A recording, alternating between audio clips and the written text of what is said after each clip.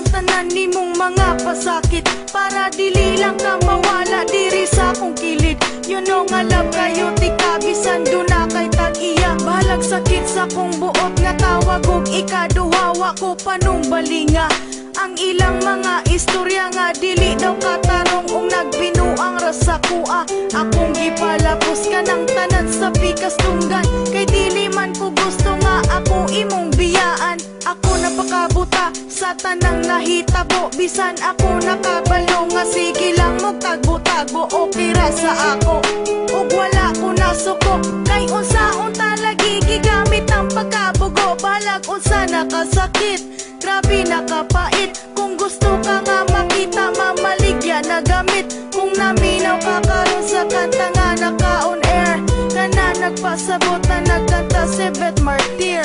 Tell me, asa ko na sa'yo, ano man nga imo haman kong gidalitan. O nga nung gibiyaan mo, ikaw laman untang ko nagkulang sa sobra na akong pagmahal, kasakit ra akong nakuha. Siga na akong mata ug hurot na ang mga luha. Wala na ikahila kay hurot na ang tanan. Kasakit ug kalipay nag-abot na sa kundughan. Ikatawa ko na lang ang sakit nga gidala-dala, ug ihilak lang sa tago kung dili na maagwanta. Ingani jud di ay ni kung mabung ang kasagugma.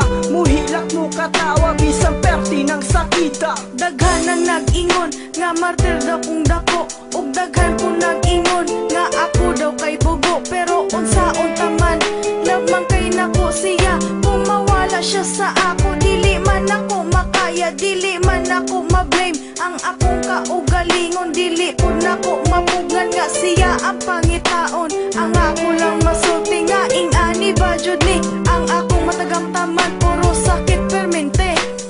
Tell me, asa ko na sa'yo, ano man nga imo haman kong gidalitan.